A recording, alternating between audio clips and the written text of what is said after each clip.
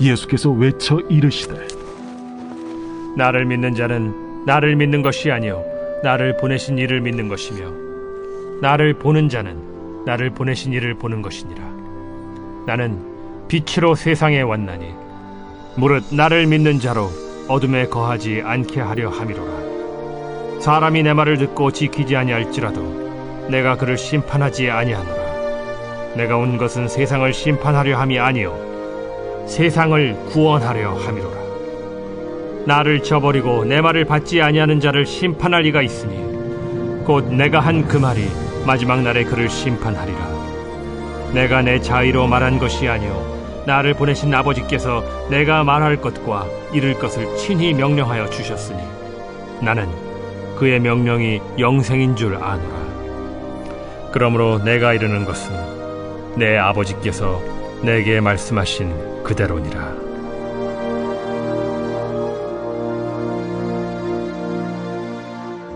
안녕하십니까. 4월 18일 토요일 말씀 묵상 시작하겠습니다. 요한복음 12장 44절부터 50절까지를 함께 다루겠습니다.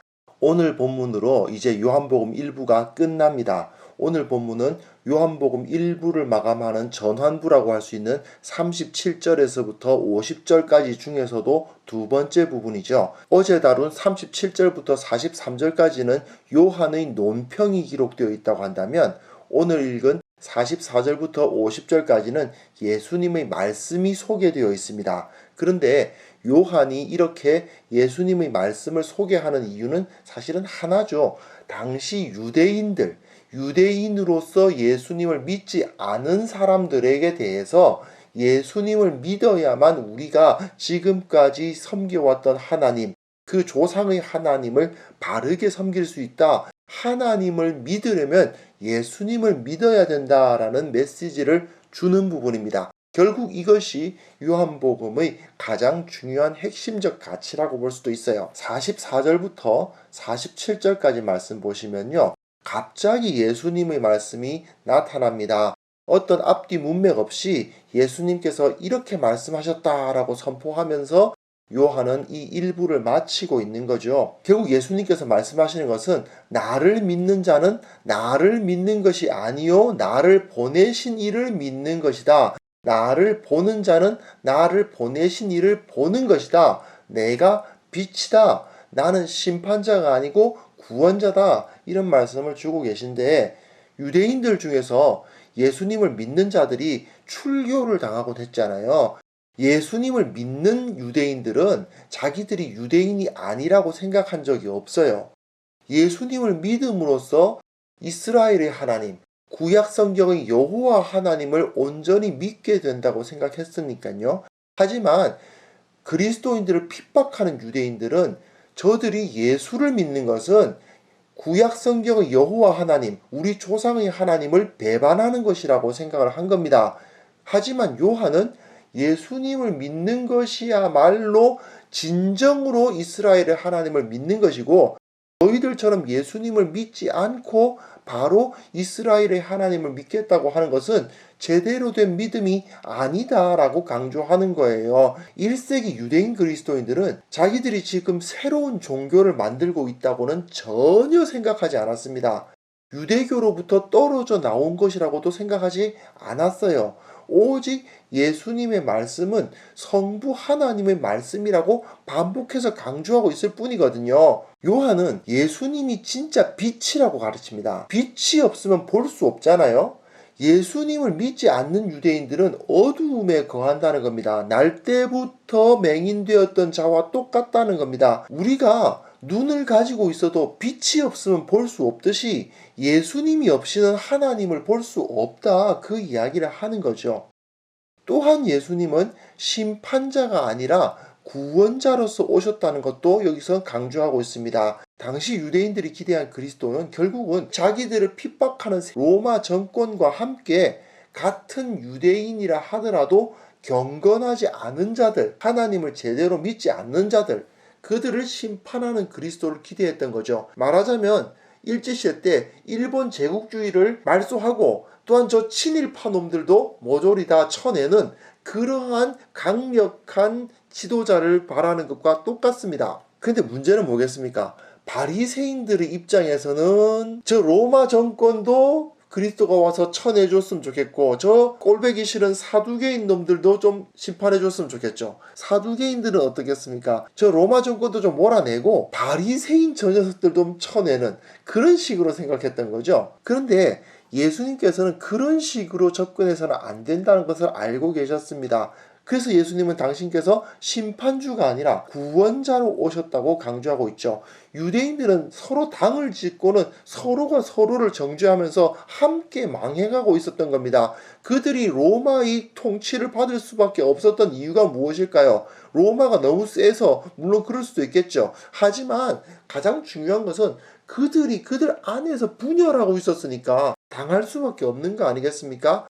주님께서는 너희가 모두 다 죄인이다. 바리새인도 죄인이고 사두개인도 죄인이다. 모두가 다 하나님 앞에 회개하고 구원을 받아야 한다. 이렇게 강조를 하신 거죠. 이게 바로 복음인 겁니다. 48절부터 50절까지 내용 보시면요. 심판 이야기를 하시죠. 예수님께서 구원자로 오셨지 심판주는 아니시지만 그러나 마지막 때에는 심판이 있을 것을 말씀을 하시는 겁니다.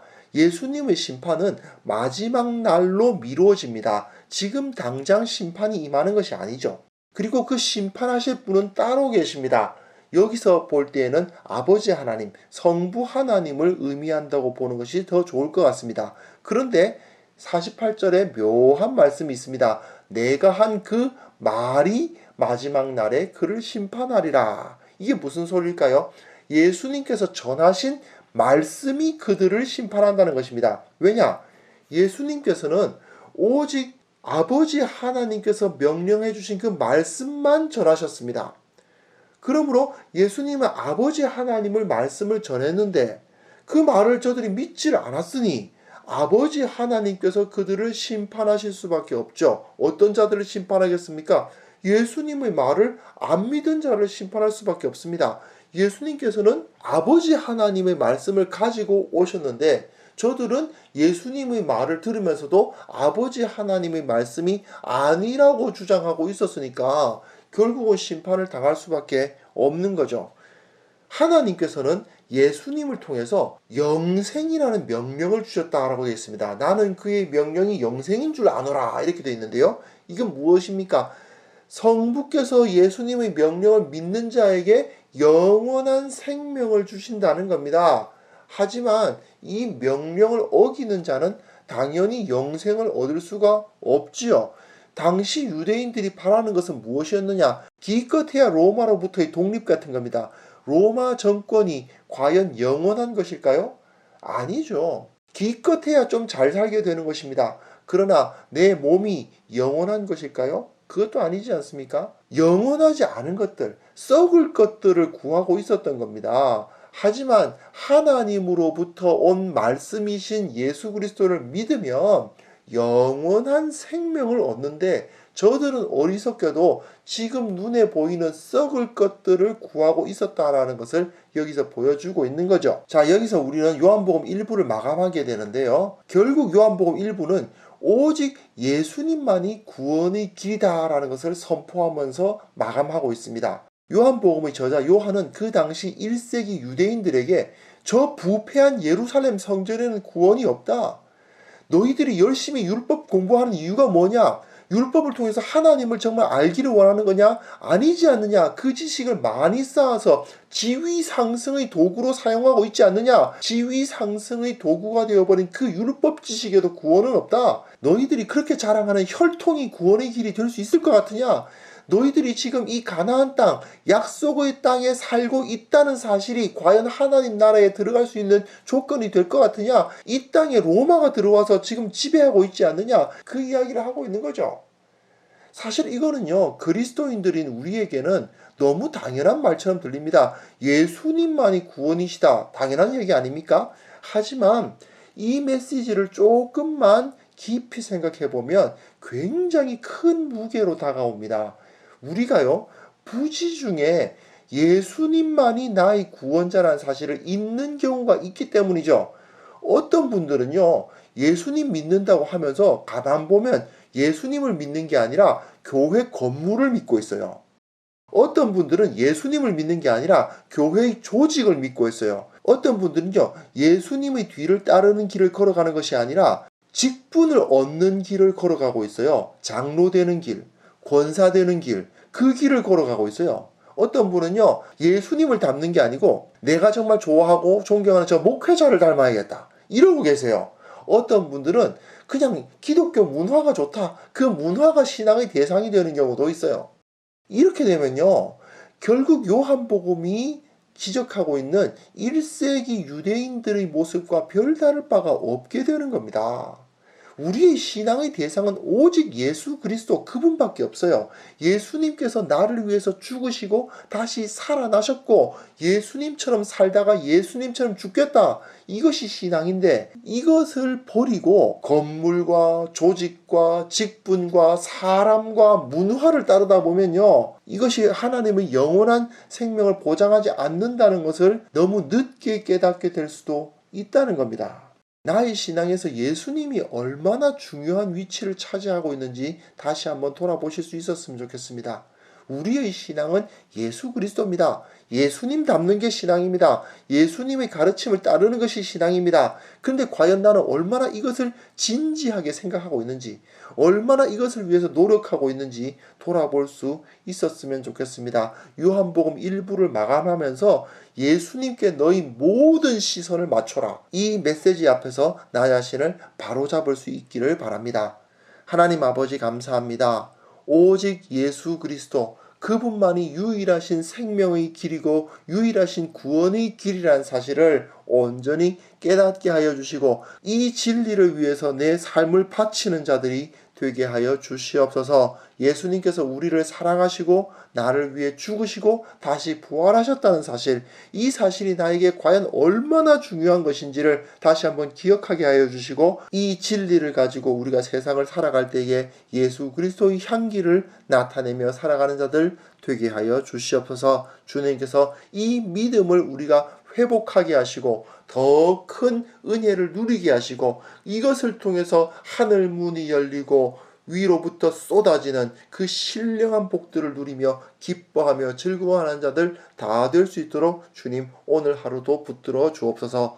예수님의 이름으로 기도합니다. 아멘.